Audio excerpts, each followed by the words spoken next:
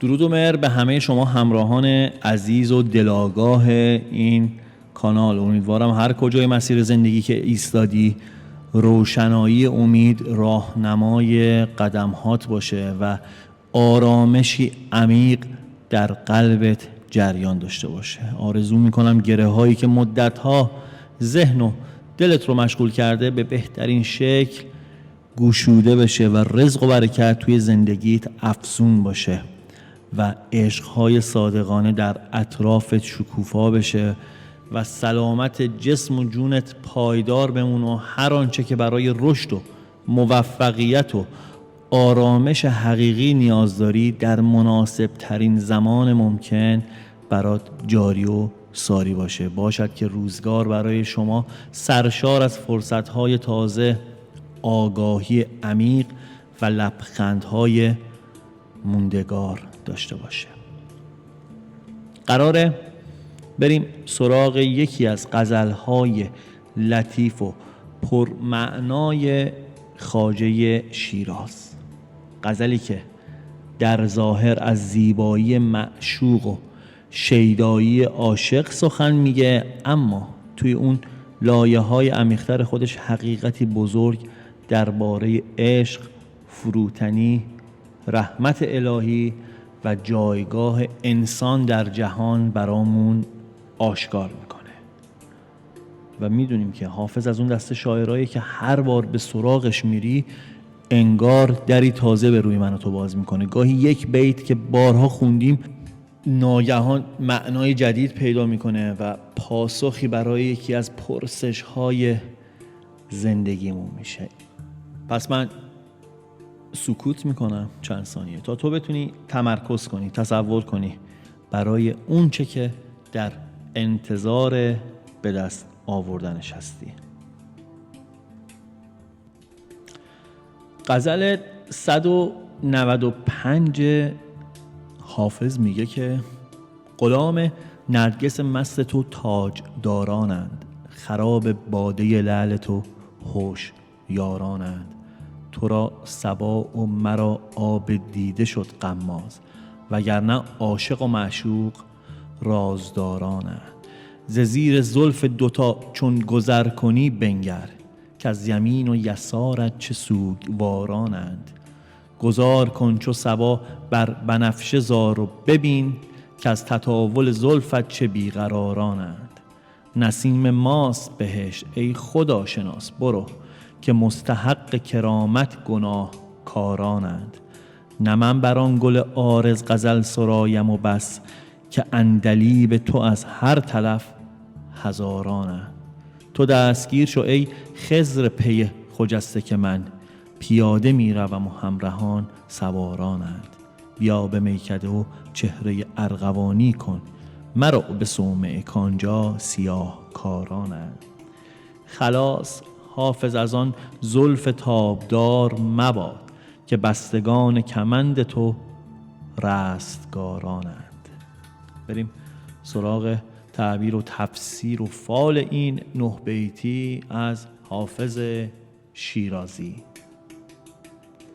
توی بیت اولی که میگه غلام نرگس مست تو تاجدارانند، خراب باده لعل تو هوشیارانند، یعنی پادشاه و تاجدارا کسایی که قدرت دارن، اونا هم حتی خراب و مطیع اون چشمان مست تو هستن و خردمندان و هوشیاران هم از شراب لبهای تو مدهوش و شیفته هستن. حافظ تو همون آغاز غزل یکی از مهمترین حقیقت‌های زندگی رو بیان میکنه، این که زیبایی، عشق و حقیقت قدرتی داره که از هر مقام و جایگاهی بالاتره. تاجداران نماد قدرت، ثروت و اعتبار اجتماعی هستن، اما حافظ میگه حتی اونا هم نیز در برابر جذبه معشوق سر تسلیم فرود میارن. از طرفی هوشیاران که نماد عقل و خرد هستن در برابر این عشق اختیار خود رو از دست میدن. توی زندگی امروز خیلی از انسان‌ها تصور میکنن قدرت و ثروت یا دانش میتونه اونا رو از تأثیر عشق و احساس یا حقیقت زندگی بی‌نیاز کنه. اما واقعیت اینه که همه انسان‌ها در برابر زیبایی‌های اصیل زندگی نیازمند فروتنی هستند. عشق مرزهای ظاهری رو از بین میبره و انسان رو به حقیقت وجودش نزدیک میکنه و این میشه که توی بیت دوم میگه تو را صبا و مرا آب دیده شد غماز، وگرنه عاشق و معشوق رازدارانند. باد صبا راز تو رو فاش کرده، آشکار کرده و اشک چشم من راز عشق رو داره نشون میده دیگه بر کسی پوشیده نیست، وگرنه عاشق و معشوق معمولا رازدار هستن دیگه. حالا تفسیرش چی میشه؟ حافظ داره به یکی از ویژگی‌های عشق واقعی اشاره میکنه. عشقی که نیازی به فریاد نداره، در سکوت هم حضورش آشکاره، اما گاهی نشانه‌هایی وجود داره که راز دل رو برملا میکنه. اشک‌ها، نگاه‌ها، سکوت و رفتار گویاتر از 1000 تا کلمه است. در دنیای امروز خیلی از احساسات عمیق ما بدون اینکه بر زبانمون آورده بشه از رفتار و حال درونی من و تو قابل رویته. انسان نمیتونه حقیقت احساس خودش رو همیشه پنهون نگه داره. اون چه در قلب جای گرفته دیر یا زود خودش رو نشون میده. این بیت داره به من و تو یادآوری میکنه که صداقت در احساسات ارزشمند. زندگی زمانی آرومتر میشه که میون درون و بیرون ما فاصله وجود نداشته باشه. حس کردیم خیلی از انسان‌هایی که میگیم طرف مثلا چقدر ظاهر و باطنش یکیه، این نشونه همونه. مصداق بارز مثال چنین بیتیه: ز زیر زلف دوتا چون گذر کنی بنگر، که از آن یمین و یسارت چه سوگوارانند. زلف توی ادبیات عرفانی حافظ نماد پیچیدگی راه عشق و اسرار هستی رو داره. عاشقان توی این مسیر سختی‌ها و رنج‌های خیلی زیادی رو تحمل میکنن. حافظ از معشوق میخواد نگاهی به حال دلدادگان خودش بندازه، کسایی که از تمام وجود خودشونو در مسیر عشق و حقیقت صرف کردن. این بیت برای انسان معاصر نیز پیامی مهم داره. بسیاری از افراد در مسیر رسیدن به آرزوها، اهداف یا رشد معنوی خود با دشواری‌های فراوان روبرو میشن. گاهی احساس میکنن کسی تلاش‌هاشون رو نمیبینه. حافظ داره یادآوری میکنه که هیچ رنج صادقانه‌ای بی ثمر نیست. هر قدمی که با عشق برداشته بشه ارزشمنده، حتی اگر نتیجه اون فوراً آشکار نشه. تو بیت 4 که میگه گذار کن چون صبا بر بنفشه زار و ببین، که از تطاول زلفت چه بیقرارن. میگه مثل نسیم بر گلزار بنفشه عبور کن و ببین که بر اثر آشفتگی و جادوی زلف تو چه عاشقای بیقراری اونجا هستن. بنفشه توی شعر فارسی نماد فروتنیه، دلدادگی، سرسپردگی. حافظ تصویری از دلهایی ارائه میده که تحت تأثیر زیبایی معشوق آرامش خودشون از دست دادن.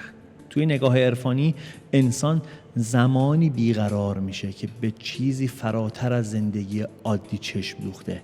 این بیقراری همیشه منفی نیست، بلکه بعضی موقع نشانه بیداری روحه. بسیاری از پیشرفت‌های بزرگ زندگی از دل همین بیقراری‌های مقدس شکل میگیره. انسان زمانی رشد میکنه که دیگه به وضع موجود قانع نیست و در جستجوی حقیقتی بزرگتر داره حرکت میکنه. نصیب ماست بهشت ای خدا شناس برو، که مستحق کرامت گناهکارانند. ای کسی که خودتو خدا شناس میدونی کنار برو، چون بهشت سهم ماست، چرا که گناهکاران بیشتر شایسته رحمت و کرامت الهی هستند. یکی از عمیق‌ترین بخشای این غزل دیگه. حافظ در اینجا با ظرافت از رحمت بی پایان خدا داره سخن میگه. به انسان‌هایی اشاره میکنه که شاید خود رو کامل و بی نقص میدونن و دیگران رو قضاوت میکنن. در مقابل کسایی هستن که ضعف و خطاهای خودشون رو میشناسن و با فروتنی به درگاه خداوند برمیگردن. حافظ میگه رحمت الهی بیش از اون که نصیب مدعیان باشه، شامل حال دلهای شکسته و انسانهای توبه کاره. برای زندگی امروز این پیام بسیار ارزشمنده. هیچ انسانی کامل نیست. اشتباه بخشی از تجربیاتیه که انسان تو مسیر رشد به دست میاره. اون چه اهمیت داره صداقت، آگاهی و تلاش برای بهتر شدن. خداوند راه بازگشت رو برای هیچ کس نبسته. نه من بر آن گل عارض غزل سرایم و بس، که عندلیب تو را از هر طرف هزارانند. تنها من نیستم که درباره زیبای چهره تو شعر میگم.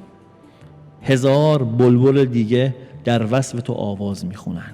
حافظ تو این بیت داره به فروتنی اشاره میکنه و با وجود جایگاه بزرگ شعر خودش ادعا نمیکنه که تنها ستایشگر معشوقه. این نگاه نشون میده که حقیقت و زیبایی اونقدر عظیمه که هر انسانی میتونه به سهم خودش ازش سخن بگه.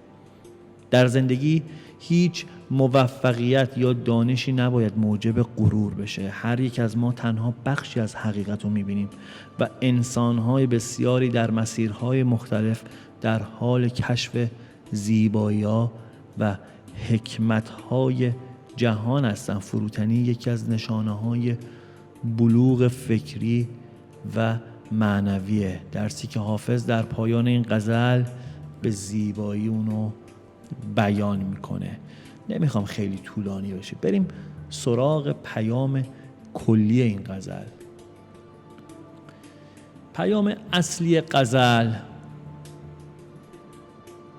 راجب فروتنی در برابر عشق، زیبایی و رحمت الهیه. حافظ به من و تو داره میگه که قدرت، دانش، مقام، شهرت، هیچ کدوم انسانو از نیاز به عشق و معنا بی نیاز نمی کنه. همه انسان ها در برابر حقیقت بزرگ زندگی برابرند. همچنین یادآور میشه که رحمت خداوند خیلی گسترده تر از اون چیزیه که در چارچوب قضاوت‌های انسان محدود بشه. کسی که خطاهای خودشو میشناسه و با قلبی فروتن زندگی میکنه، بیشتر از دیگران ظرفیت دریافت لطف الهی رو داره. این غزل دعوتیه به عشق، فروتنی، امید، خودشناسی و اعتماد به رحمت بی پایان خداوند. حافظ در ظاهر از معشوقی زیبا سخن میگه، اما در عمق شعر معشوق میتونه حقیقت مطلق، خداوند، زیبایی الهی یا مقصد نهایی روح انسان باشه. اگر کسی تنها ظاهر شعر رو ببینه، مجموعی از توصیف‌های عاشقانه مشاهده میکنه، اما در لایه عمیق‌تر حافظ درباره کشش درونی انسان به سوی کمال داره حرف میزنه. تمام بیقراری‌ها، اشک‌ها، دلدادگی‌ها و حتی شکست‌های عاشقانه میتونه نشونه اشتیاق روح برای رسیدن به حقیقتی بزرگتر باشه. حافظ میخواد بگه اون چه ما گاهی رنج مینامیم ممکنه پلی برای بیداری باشه. خیلی از تحولات بزرگ زندگی از دل همین دلتنگی‌ها و جستجوهای عمیق آغاز میشه و اگر نیتی داشتی و از این غزل فالشو میخوای بشنوی، برات حافظ میگه که این غزل با نیت و دلی مشتاق انتخاب شده برای تو. حافظ پیامی روشن برات داره. نشونه های این غزل میگه که در زندگی تو موضوعی وجود داره که قلبت رو بیشتر از عقل و محاسبه های روزمره درگیر کرده. ممکنه آرزوی بزرگ، رابطه‌ای مهم، هدفی ارزشمند یا تصمیمی سرنوشت ساز تو ذهنت باشه. حافظ میگه از این درگیری درونی نترس، چون خیلی از رشدهای مهم زندگی از همین نقطه آغاز میشه. این غزل نشون میده که نباید خودتو با دیگران مقایسه کنی. مسیر هر انسان منحصر به فرده. شاید احساس کنی هنوز به اون چه که میخوایی نرسیدی، اما اتفاقی در پشت صحنه زندگی تو در حال شکلگیریه که به مرور نتایج خودشو نشون میده. پیام دیگه این فال برای تو اینه که نسبت به خطاهای گذشته بیش از اندازه سختگیر نباش. اشتباهات گذشته قرار نیست آینده تو رو تعریف کنه. حافظ تو رو به بخشیدن خودت، آموختن از تجربه و ادامه دادن مسیر دعوت میکنه. در روابط انسانی نیز این غزل نشونی از صداقت احساسات درون خودش پیام داره. اگر محبت و نیت تو پاک باشه، اثر اون دیر یا زود آشکار میشه. نیازی نیست برای اثبات ارزش خودت به دیگران تلاش افراطی داشته باشی. اون چه واقعی باشه جایگاه خودشو پیدا میکنه. و اینکه این فال خبر از گشایش تدریجی میده. ممکنه نتیجه خیلی از تلاش‌ها هنوز دیده نشده باشه، اما ناامید نشو. تو بسیار نزدیکتر از اون چه تصور میکنی به مرحله تازه از رشد و آرامش هستی. حافظ ازت میخواد که قلبت رو از ناامیدی خالی کنی، به رحمت خداوند اعتماد داشته باشی و بدونی که هیچ تلاش صادقانه‌ای در این جهان بی پاسخ نمیمونه. و این بود پیام امروز. اگر پیامی از این غزل در دلت نشست، اون رو همچون چراغی کوچک توی مسیر زندگیت همراه خودت نگه دار. گاهی یک بیت از حافظ میتونه در لحظه مهم نگاه ما رو به جهان تغییر بده. از اینکه تا پایان این حافظ خوانی همراه من بودی صمیمانه سپاسگزارم. امیدوارم پیام این غزل برات الهام بخش، آرامش بخش و راهگشا بوده باشه. تا پیام دیگر و سفری تازه در دنیای شگفت‌انگیز حافظ، دلت روشن و اندیشت آروم و مسیر زندگیت سرشار از خیر و برکت. پوینده باشی و پایدار.